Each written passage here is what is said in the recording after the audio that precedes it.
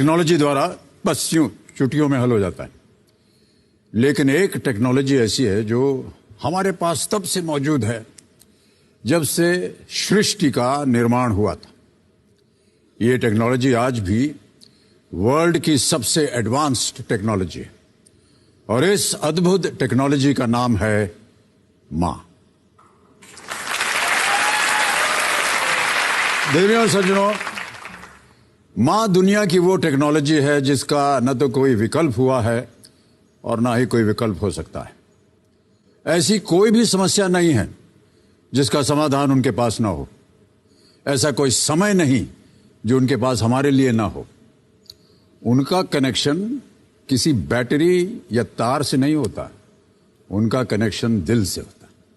और इस टेक्नोलॉजी का जो कवरेज एरिया होता है उसे नापना मुश्किल ही नहीं, नामुमकिन है।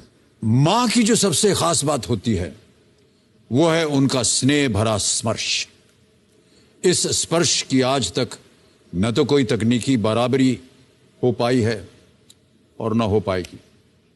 ये अपने स्पर्श से हमारे दुखों को डाउनलोड कर लेती हैं और खुशियां हमारे लिए अपलोड कर देती हैं।